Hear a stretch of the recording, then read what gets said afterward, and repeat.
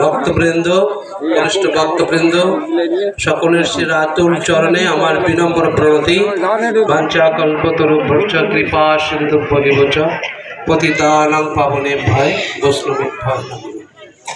তা আমি নিজেকে খুব ধন্য বলে মনে করছি আপনাদের মতো এরকম শুদ্ধ ভক্তের সঙ্গ করতে পেরে। আজকে আমার একটা অন্য জায়গায় প্রোগ্রাম ছিল, তা আমি এখানে আসলাম। বলল নতুন জায়গা বা অনেক ভক্ত সমাবেশ হবে, তাই আপনাদের কাছ থেকে কিছু শুনতে আসলাম। কারণ আমাদের বলার চেয়ে কি শুনতে লাভ বেশি। ভক্তি জীবনে আমরা ইস্কনের সর্বোচ্চ বড় নেতাকে, যে ভগবানের কথা শ্রবণ করতে পারে। পরীক্ষিত মহারাজ এমন একজন নেতা ছিলেন, ভক্ত ছিলেন। তিনি কি করেছিলেন? 7 দিন ধরে অনার্গল ভগবানের কথা শুধু শ্রবণই করেছিলেন। আমরা 1-2 ঘন্টা শ্রবণ করলে কি হয়ে যায়? কমরের ব্যথা ধরে যায়, যায় কি না? কারণ আমাদের সেই ভালোবাসাটা কম, আমাদের একটা কি আছে, মায়া রয়েছে। যার কারণে আমরা যেমন কারো যদি জ্বর হয়, সে যেমন মিশ্রির মিষ্টতা বুঝতে পারে না, তা আমাদের এই গুণের প্রভাবে, এই যে প্রথমে যে পাঠ করলেন 3টি গুণের কথা, এর প্রভাবে আমরা হরিকথাকে আস্বাদন করতে পারবো। হরিকথার মধুরতা আছে, এটা ঠিক, কিন্তু জ্বরের মাত্রার কারণে আমরা মিশ্রির মিষ্টতা বুঝতে পারি না।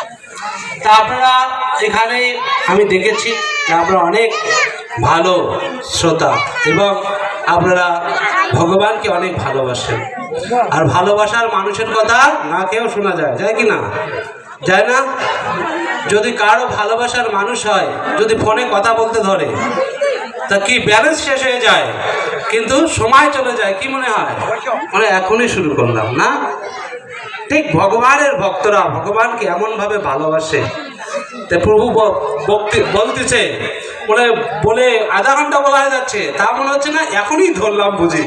কারণ ভগবানের মহিমা হচ্ছে অনন্ত। কয়টা বলে শেষ করবে? 1-2 ঘন্টার কাজ, অনন্ত মহিমা। তা আমরা একটা মুখে বর্ণনা করতে পারবো? একটা মুখে পারবো না। অনন্তদেব অনন্ত মুখে ভগবানের মহিমা কীর্তন করছে, তবু তিনি ভগবানের মহিমা বলে তৃপ্ত হচ্ছে না। তাই পৃথিবীর সমস্ত জলগুলোকে কালি করলে, সমস্ত বৃক্ষগুলোকে কি করলে? কলম করলে, ভগবানের মহিমা লেখা শুরুই করা যাবে না। কারণ এই জগতের যা কিছু রয়েছে তা ভগবানের এক পাক বিভূতি, গীতায় বলছে। আরো বৈকুণ্ঠ লোক আছে, তাই এই জগতের বস্তু দ্বারা কিভাবে তার সম্ভব? তবুও আমরা যদি একটু শ্রবণ করি, তার কিঞ্চিত মহিমা, কিঞ্চিত মাত্র সাধুসঙ্গ আমাদের জীবনকে পরিবর্তন করে দিতে পারে। তা আপনারা অনেকক্ষণ ধরে শুনছেন, কিন্তু কলিযুগে এই কয়েকটি ভগবান এসেছেন, কয়েক রূপে কৃপা প্রদর্শন করছেন। একটা হচ্ছে নাম, আর একটা হচ্ছে বিগ্রহ, আর একটা হচ্ছে প্রসাদ। তা এখন কিন্তু আর মানে পেটের ভিতরে প্রসাদ না গেলে হবে? প্রসাদ সবাই আস্বাদন করতে পারে, তাই না? প্রসাদ পাওয়ার সময় হয়ে গেছে। তা আমি একটা বিষয় নিয়ে আলোচনা করতে চাই। শিলা প্রভুপাদ এই কৃষ্ণ ভাবনামৃত এর যে ঐশ্বর্য রয়েছে, এবং শিলা প্রভুপাদ আমাদেরকে কি দিয়েছেন, চৈতন্য মহাপ্রভুর এই পন্থাকে কেন আমরা গ্রহণ করব? আলোচনা ডিস্টার্ব হয়ে যাবে। তা আমাদের সমাজে বৈদিক শাস্ত্রে বিভিন্ন ধর্মের অনুশীলনের কথা বলা করা আছে। কেউ বলছে গার্হস্থ্য জীবন শ্রেষ্ঠ, ব্রহ্মচর্য জীবন শ্রেষ্ঠ। আবার কেউ কেউ বলছে যে বেদ অনুগামী, বেদ শাস্ত্র অধ্যয়ন করতে হবে, যজ্ঞ করতে হবে, ধ্যান করতে হবে, তপ করতে হবে, ধর্মের এইরকম প্রাচিত্য করতে হবে। এইরকম অনেকগুলো পন্থা রয়েছে। তার মধ্যে সর্বশ্রেষ্ঠ পন্থা কি, আমরা কোন পন্থাটি গ্রহণ করা উচিত, সেটা আমাদেরকে আগে জানতে হবে। অনেকেই বলে, অনেকে শিক্ষা দিচ্ছে সমাজে যে এরকম ক্ষত্রিয় ধর্ম, ব্রাহ্মণ ধর্ম, 4টে বর্ণাশ্রম ধর্ম রয়েছে। যে ব্রাহ্মণদের কাজ আছে, ক্ষত্রিয়দের কাজ আছে, এরকম ক্ষত্রিয়দেরকে এইভাবে চলতে হয়, শূদ্রদের এইভাবে চলতে হয়, বৈশ্যদের এইভাবে চলতে হয়। চতুর্বর্ণ যে রয়েছে, 4টি আশ্রম, 4টি বর্ণাশ্রম ধর্ম যেটা, তা আমরা এটাতে খুব জোর দিচ্ছি সমাজে, কিন্তু এই পন্থাগুলো কি করতে পারে না, এই পন্থাগুলো আমাদেরকে সঠিক পথ প্রদর্শন করতে পারে না, বা আমাদের জীবনের পরম উদ্দেশ্য সাধিত হতে পারে না। সমাজে যে ধর্ম নামে চলছে, যত কিছু বলেন, সকাম কর্ম বা বেদ বিহিত যে ধর্মগুলো রয়েছে, যজ্ঞ, তপস্যা, ধ্যান, ব্রহ্মচর্য, এগুলো রয়েছে, কিন্তু এগুলো করলেও আমরা কি করতে পারবো না, এই জড় জগতের বাইরে যেতে পারবো না। ব্রহ্মচর্য দ্বারা কি করা যাবে, কেউ যদি কঠোর ব্রহ্মচর্য পালন করে তাহলে সে ব্রহ্মলোক যেতে পারবে। আবার কেউ যদি সুন্দর গার্হস্থ্য জীবন পালন করে, একদম কমপ্লিট সুন্দর বৈদিক নিয়ম অনুসারে গার্হস্থ্য জীবন পালন করে, কিন্তু সে কোথায় যাবে, সে ব্রহ্মত্ব পদ লাভ করতে পারবে। এইভাবে যে চতুর্বর্গ রয়েছে, বেদের যে চতুর্বর্গের কথা রয়েছে, সেই ধর্মগুলো অনুশীলন করলে এই ব্রহ্মাণ্ডের মধ্যেই থাকতে হবে। তাহলে কি ব্রহ্মলোক থেকে এই ব্রহ্মাণ্ডটার ব্যক্তিগত, এই নিচে 7টা, উপরে 7টা। তা আপনি যা ধর্ম করেন এই জগতে, এই ব্রহ্মাণ্ডের বাইরে আপনাকে নিয়ে যেতে পারবে না। সেগুলো তো শাস্ত্রে বর্ণিত আছে, ঠিক আছে, অনেকে শাস্ত্র দেখাচ্ছে যে এই দেখেন এখানে যজ্ঞ করার বলা আছে, গার্হস্থ্য ধর্মের কথা বলা আছে, সব ঠিক আছে, কিন্তু সেগুলো দ্বারা আমরা এই ব্রহ্মাণ্ডের বাইরে যেতে পারবো না। তো এই ব্রহ্মাণ্ডটাকে বলা হচ্ছে কারাগার। আর কারাগারের কয়টা প্রকোষ্ঠ রয়েছে, উপরে 7 তলা, নিচে 7 তলা, 14 ভুবন। তা আপনি যা ধর্ম করেন না কেন, যা কিছু অনুশীলন করেন না কেন, সেটা দ্বারা এই 14 ভুবনের মধ্যে আপনাকে থাকতে হবে। আব্রহ্ম ভুবন লোক, পুনরাবৃত্তি না অর্জুন। তাই ভাগবত শাস্ত্র বলল কি, যেহেতু এই 14 ভুবনই জেলখানা, উপরতলা থেকে নিচতলা, নিচতলা থেকে উপরতলা, এই জেলখানার মধ্যে জীব কি করে, ঘূর্ণায়মান হচ্ছে। তাই বলছে, 4ই বর্ণাশ্রমে যদি কৃষ্ণ নাহি ভজে, স্বধর্ম করিয়া রৌরবে ভজে। আর ভাগবত বলল কি, অতপুম্ভি দ্বিজশ্রেষ্ঠ বিশেষণ কথা সূর্য ন উৎপাদয় যদিরতিম শ্রম বহি কেবল। আপনি যতই খাটাখাটি করেন, আপনি বলতে পারেন আমি স্বামীর ধর্ম পালন করছি, স্ত্রীকে কোনো কষ্ট দেয়নি, আমি আমার বাবা মাকে কোনো কষ্ট দেয়নি, আমি বাবা মার পূজা করেছি, সব ঠিক আছে, আমি সমাজ সেবা করেছি, সব ঠিক আছে, কিন্তু বলছে যদি সেগুলো ভগবানের সাথে যুক্ত না হয়, সেই ব্রহ্মচর্য যদি ভগবানের সাথে, ভক্তির সাথে যুক্ত না হয়, তাহলে কি হবে না, তাহলে শ্রম এবহি কেবল। এই সমস্ত ধর্মগুলোকে শূন্যর সাথে তুলনা করা হয়েছে, 0 0 0, আর কৃষ্ণ ভক্তিটাকে 1-এর সঙ্গে তুলনা করা হয়েছে। যদি 1 না থাকে, 1000 শূন্য দিয়ে কি হবে, লাভ আছে? 0 গুণন 0, 0 যোগ 0, 0 বিয়োগ 0, কিন্তু 1-এর পরে 0 10। তো এইরকম যে পূর্বরা সংসার করছে আর কৃষ্ণ ভজন করছে, তাহলে ওরা কৃষ্ণ ভক্ত। ওর কি ভক্তিটা হচ্ছে 1, তারপরে স্ত্রীকে পালন করছে, ওটা কি 0, তা কত হলো 10। সমাজ সেবা করছে কৃষ্ণ ভক্তি করে, কত হলো 100। তাহলে কি হলো, আমাদের জীবন পূর্ণতা লাভ। এই জন্যে শ্রীলা প্রভুপাদ চৈতন্য মহাপ্রভু সমস্ত বেদকে মন্থন করে এক অপ্রাকৃত প্রেম নিয়ে আসলেন, গোলকের প্রেমধন হরিনাম সংকীর্তন। সেই ভগবানের দিব্য নাম, এই কৃষ্ণ ভাবনামিত আপনি যদি যাজন করেন, তাহলে এই কৃষ্ণ ভাবনামিতে তার গতি কোথায়, শ্রীধাম গোলক বৃন্দাবন নিতাই গৌর প্রেমানন্দে হরি হরি বল। তাই হচ্ছে ভক্তি, কৃষ্ণ ভক্তি হচ্ছে সর্বশ্রেষ্ঠ পরোপকার। সেই জন্যে শ্রী চৈতন্য মহাপ্রভুর দয়া করো বিচার, বিচার করলে চিত্তে পাবে চমৎকার। অনেকজন অনেক শাস্ত্র জ্ঞান দিয়ে দয়া করেছে, কিন্তু চৈতন্যের দয়ার মতো আর দয়া হয় না। কেন হয় না?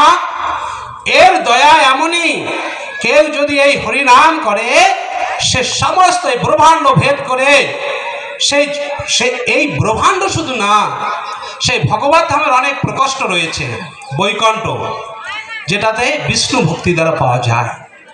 তার উপরে আছে অযোধ্যা, রাম, তারপরে দ্বারকা, মথুরা, তার উপরে দ্বারকা, আর তার উপরে আছে সেই গোলক বৃন্দাবন, সেই পদ্ম। কেউ যদি এই হরিনাম করে সে জীব কোথায় যাবে? সেই বৈকুণ্ঠ ধামের সর্বোচ্চ স্তরে গোলক বৃন্দাবনের হৃদয় গর্ভে মানন্দে হবে। সেই জন্য বলছে লোচন দাস, হে মন হরিনাম করসা, এ ভব সাগর হবে বালু চর, হাটিয়া হইবে পার। যতেক পুরানো পুরানো দেখো না, নামের সমান নাই। এই নামের সমান কেউ নেই। তো সেই জন্যে আমরা অনেকে বেদ শাস্ত্র, অনেক পুরাণ, অনেক দ্বারা আমরা অনেক দিকে ধাবিত হচ্ছি, অনেক শিক্ষা দিচ্ছি। যদি আমরা এই কৃষ্ণ নাম না করি তাহলে সব কিছু আমাদের পর্যবেসিত ব্যর্থতায়। কিন্তু শিলা প্রভুপাদ কি করেছেন? সর্বশ্রেষ্ঠ দান তিনি আমেরিকাবাসীদেরকে বলেছেন যে তোমরা ভারতে লুট করেছ, কিন্তু সব কিছু নিয়ে এসেছো, ভারতের যে রত্ন সেটা তোমরা নিয়ে আসতে পারো নি। ভারতের যে রত্ন সেটা তোমরা আনতে পারো নাই, তাই তোমরা মূর্খ। আমি তোমাদের কাছে নিতে আসিনি। তোমাদেরকে ভারতবাসীরা কখনো ফকির হয় না। সারা পৃথিবীর মানুষ ভারতবাসীদেরকে আদর্শ ফলো করবে, কারণ ভারতবাসীতেই, একমাত্র ভারত ভূমিতেই পরমেশ্বর ভগবান চৈতন্য এবং ভগবান শ্রীকৃষ্ণ এসেছে হৃদয় গর্ভে মানন্দে হরি হরি। তোমরা ভগবানের বংশধর। ভারতবর্ষে কি? তাই ভারতকে পৃথিবীর সর্বশ্রেষ্ঠ ভূস্বর্গ বলা হয়েছে, পুণ্যভূমি বলা হয়েছে। তাহলে ভারতবাসীদের কর্তব্য কি? ভারতবাসীদের কর্তব্য হচ্ছে তার পৈতৃক আদর্শ শ্রী চৈতন্য মহাপ্রভুর এই ধারা সারা পৃথিবীতে ছড়িয়ে দেওয়া।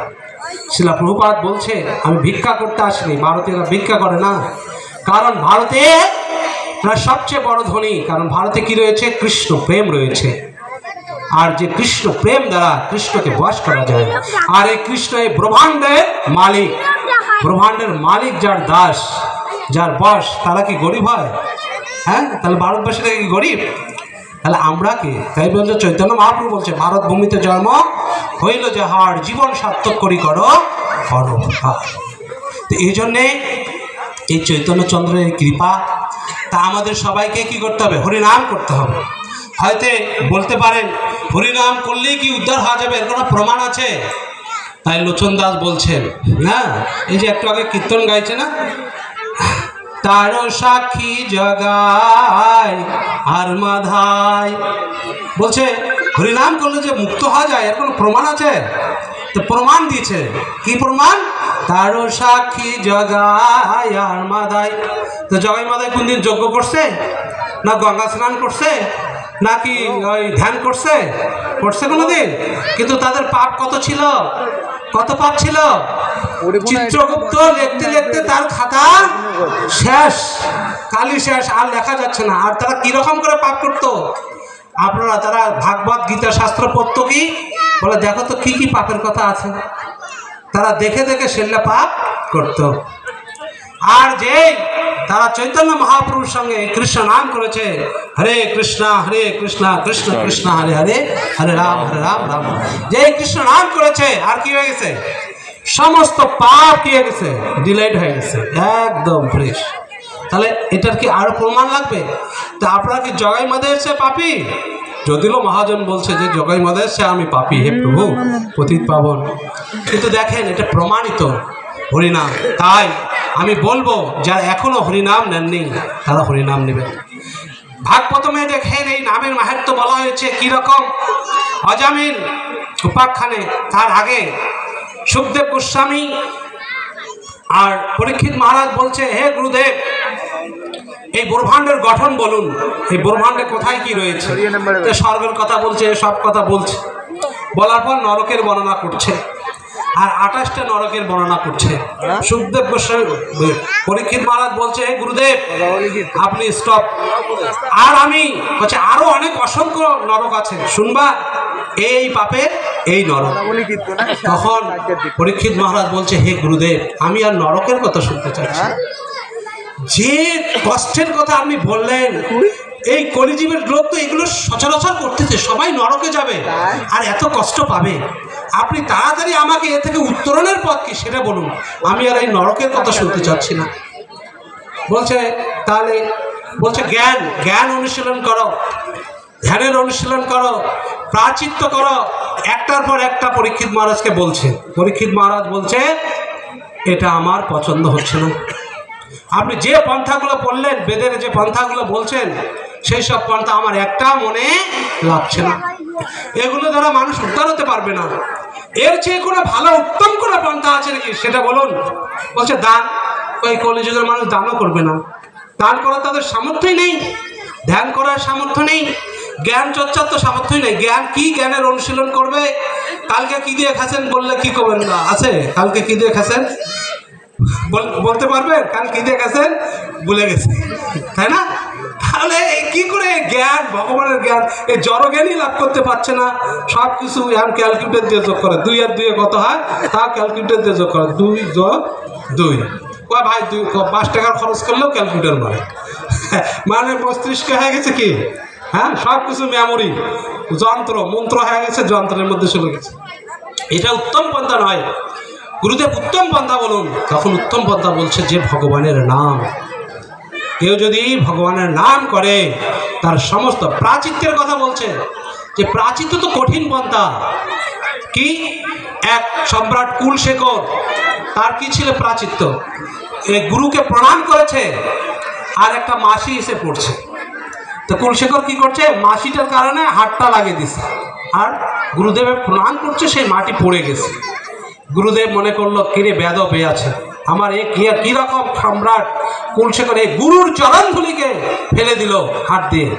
গুরুদেব অপরাধ নিলেন আর সম্রাট কুলশেখর গেলেন, এটার প্রাচিত্য বিধান কি? বলে প্রাচিত্য বিধান আছে, একটা লোহার পাতকে এত আগুনি দিয়ে তপ্ত করতে হবে জানি লোহাটাকে আর বোঝা যায় না। আগুন আর লোহা যখন এক হয়ে যাবে, ওটাতে 100 বার প্রণাম করলে এই পাপের প্রাচিত্য। কতবার? 100 বার ওটা প্রণাম করতে হবে, তাহলে তোমার এই পাপে। সম্রাট কুলশেখর বললেন আমি তাই করব, শেষে তাই করলেন তিনি। যদিও তিনি রামচন্দ্রের মহান ভক্ত ছিল এবং রামচন্দ্র তাকে এসে নিয়ে গেছেন। এই যে প্রাচিত্যর বিধান, আরেকটা কলিযুগে প্রাচিত্য ছিল, ওনার নাম যেটা কি, তা মহাপ্রভুর পার্শ্বদ, তা ওনাকে প্রাচিত্য দিছে ওই মুসলমানেরা, তাকে কুলি কুলি করে দিচ্ছে, মানে হ্যাঁ সুবুদ্ধি রায়কে। সুবুদ্ধি রায় তার যে চাকর সম্রাট কি ছিল না, হোসেন শাহ, তা হোসেন শাহকে উনি চাবুক দিয়ে মেরেছিলেন, ছোটোবেলায় মার দিয়েছিলেন। তার স্ত্রী দেখে বলছে, তখন পরে সেই সুবুদ্ধি রায়ের চাকর ছিল কে, হোসেন শাহ। পরবর্তীতে তিনি হোসেন রাজা হয়ে গেছে, সুবুদ্ধি রায় আর ছিল না। তখন তার একদিন পিঠটা দেখছে তার স্ত্রী, বলছে তোমার পিঠে দাগ কেন? বলছে দাগ তো এই জন্যে, এটা বলা যাবে না। বলছে না বলতেই হবে। বলছে আমি যখন এই সুবুদ্ধি রায়ের কাছে ছিলাম, তিনি আমার পিতৃতুল্য ছিল, তা আমি একটা ভুল করেছিলাম, তাই তিনি আমাকে মার দিয়েছে আর ওটা দাগ হয়ে গেছে। তখন তার স্ত্রী বলছে এখন তোমার প্রতিশোধ নিতে হবে, তোমাকে এত জোরে মারছে, তুমি এখন রাজা, তুমি ওকে কী করতে হবে? না উনি আমার পিতৃতুল্য, ওনাকে আমি কিছু করতে পারবো না। না করতেই হবে। স্ত্রী খুব জেদ ধরেছে, তখন বলছে ঠিক আছে ওর জাতিচ্যুত করে দেব। তখন কি করেছে, তাকে জাতিচ্যুত করছে। আর সব ব্রাহ্মণেরা পণ্ডিত্য দিয়েছে, তার জিহ্বা কেটে ফেলতে হবে, বিভিন্ন রকম পরাচিত্য বিধান দিয়েছে। আর মহাপ্রভুর কাছে গিয়েছেন, মহাপ্রভু বলছে সুবুদ্ধি তোর পরাচিত্য হবে, তুই আমার সাথে বল হরে কৃষ্ণা কৃষ্ণা কৃষ্ণা হরে হরে, হরে রাম তোর সব পাপ কি হয়ে গেছে, চলে গেছে। হরি বল। আর সুখদেব গোস্বামী বললেন তাহলে শোনো এই নামের মহিমা শোনো। তারপরে ষষ্ঠ স্কন্ধে অজামিলের কাহিনী শুরু করে দিলেন, যে অজামিল এত পাপ করেছিল, তার যে পুত্র কি নাম? নারায়ণ। সে নারায়ণ পুত্রকে বলে ডাকছে নারায়ণ বলে, আর সেই পাপের সেই ডাকের ফলে, সেই নাম করার ফলে, নামাবাসার ফলে বিষ্ণুদূতেরা এসে যমদূতকে তাড়িয়ে দিলেন। তাহলে দেখেন এই নামের মহিমা। আপনারা কেন করবেন না? তাই আপনারা সকলে এখনও যারা হরিনাম নেন নাই, আপনারা 13 হন, 18 হন, 20 হন, 40 হন, 11 হন, 12 হন, আমাদের কোনো আফসোস নেই। আপনারা কি করেন, কোন দলে থাকেন, আমাদের মন্দিরে থাকেন, নীলফামারী মন্দিরে থাকেন, যেখানেই থাকেন কৃষ্ণ ভাবনামৃতে থাকেন। হৃদয় গৌর প্রেমানন্দে হরি হরি বল। আমাদের আর কিছু চাওয়া নেই, আপনারা সবাই কৃষ্ণ নাম করুন। হয়তো বলেন, অনেকেই বলে আমরা মনে মনে করি, মনে মনে করলে হবে না। জ্বর মাপার একটা থার্মোমিটার থাকে না? জ্বর মাপার, প্রতিটা জিনিসের মাপার একটা থার্মোমিটার রয়েছে। তা আমাদের ভক্তির মাপার থার্মোমিটারটা হচ্ছে কি? ভক্তিকে কিভাবে মাপবো? আমার ভক্তিটা কেমন চলছে? হ্যাঁ, ডাউন লেভেলে চলছে, একটা লেভেল দেয় না? একটা জেনারেল স্বাভাবিক একটা স্কোর থাকে না যে কোনো জিনিসের? একটা গান গাবেন, সারেগামা করবেন, ওখানে একটা স্বাভাবিক লেভেল আছে, ওই অ্যাপসে দেখায়। তা আপনার কত দূর যাচ্ছে, না উপর দিয়ে যাচ্ছে না নিচ দিয়ে যাচ্ছে, ওটাতে বোঝা যাবে। আর যদি ওই রাউন্ডে যায়, ওই লেভেলটায় যায়, তাহলে বুঝবেন সুরটা আমার ঠিক আছে। তা আমার ভজনটা যে চলছে কেমন, ভালো চলছে না খারাপ চলছে, বুঝবো কী করে? এই জপমালা হচ্ছে আমাদের কে ভজনের মাপকাঠি। যেদিন 16 মালা হলো সেদিন বুঝতে হবে যে না, ভজনটা ভালো চলছে। আর 14 মালা হলে মালা বলবে তুমি ডাউন লেভেলে যাচ্ছ, তুমি 2 মালা কি নিচ দিয়ে যাচ্ছ। আর যদি মালা না থাকে, মন প্রতারক, সে বলবে তুই অনেক মালা জপ করছিস, তোরা করা দরকার নাই। সেই জন্যে আমার সব কিছুর একটা মাপে খাওয়া ভালো কি না? টাকা যদি বউকে থুবেন দেন কি দেয়? বিশ্বস্ত না বউ, তারপরও গনিয়ে থুই, তাই কি না? যদি টান দেয় দিতেও তো পারে, হারাতেও পারে, তা মাপে কি না? যখন মায়েরা চাল দেয় তখন কিসে দেয়? হাড়িতে চাল দেয়, কি করে মাপে দেয় না? তো প্রতিদিনই তো রান্না করো, নিজেরাই তো খাবেন, মাপে দেন কেন? সব কিছুর পরিমাপ করতে হয়। দুধ বিক্রি করে দোকানদার কি মাপিয়ে, আমাদের ভক্তিটাকেও মাপতে হবে। সেই জন্য গুরুদেব একটা দণ্ড দিয়েছে, জপমালা, তাই না? এই জপমালা যখন করব, যখন বেশি হবে তখন বুঝবো না আমার ভক্তিটা একটু ভালো ঘটছে। তো এই জপমালা আপনারা জপ করবেন, হরে কৃষ্ণ মহামন্ত্র করে আপনার মানুষ জীবনটাকে ধন্য করুন। আরও প্রধান বক্তা আছে, তা আজকে বিগ্রহ প্রতিষ্ঠা হচ্ছে, অনেক কথা ছিল। আর বিগ্রহ প্রতিষ্ঠা, বিগ্রহ বিষয়ে আলোচনার বিষয় ছিল, অনেকগুলো আলোচনা আছে, আরও আপনারা শুনবেন। তা আমি এখান থেকেই বিদায় নিচ্ছি। আপনাদের অনেক কষ্ট দিলাম, আপনারা ক্ষুধার্ত, আর আমি অত্যন্ত নগণ্য একজন ভক্ত। এই যে আমাদের এখানে একটা নাম মঠ রয়েছে, এটা নীলাচল নাম মঠ। এখানে সব ভক্তরা অনেক প্রবীণ, অনেক ভজনশীল, এনাদের কাছে আমাদের অনেক শিক্ষা আছে। তা আমাদের কাছে না শিখলেও আমাদেরকে কৃপা করে আপনারা শিখাবেন, আপনাদের শিক্ষা থেকে যেন আমরা বঞ্চিত না হই। প্রভু হিসেবে না হলেও আমাদেরকে দাস হিসেবে আপনাদের পাশে একটু রাখবেন, তাই না? তাহলে হয়তো আমরা ভগবত ধামে আপনাদের সাথে সাথে একটু যেতে পারবো। সবাইকে শ্রী শ্রী রাধা মদন মোহনের প্রীতি শুভেচ্ছা জ্ঞাপন করছি। এবং আমাদের যে রাধা মদন মোহনের যে একটা 42 একটা পুকুর ছিল পিছনে, তা ওটা আমি রংপুরে ছিলাম, তো এখানে আসলাম। তো এখানে আসার পরে একটা মিটিং হয়েছে। তা আমার জন্মটাই হচ্ছে ভক্তি জীবনটা পুকুর ভরাট নিয়ে। এর আগে যে পুকুরগুলো ছিল ওটারও ইনচার্জ ছিলাম, তো এখানে এসে আবার এটারও ইনচার্জ করে দিয়েছে। পালপাড়া ছিলাম, ওখানেও পুকুর ভরাট করলাম। তা আজকে 6টা গাড়ি মাটি কাটছে, তা আমি তারপর আসলাম। তো ওটা ভরাট কাজ চলছে, প্রায় 60 লক্ষ টাকার একটা কাজ হচ্ছে। তা আপনারা দেখতে যাবেন, যদি টাকা না দেন আমাদের কোনো দুঃখ নাই, কারণ বৈষ্ণবদের আশীর্বাদ হচ্ছে সবচেয়ে বড় জিনিস। বৈষ্ণবের আশীর্বাদ হলে এই পৃথিবী জয় করা যেতে পারে, তাই গৌর প্রেমানন্দ।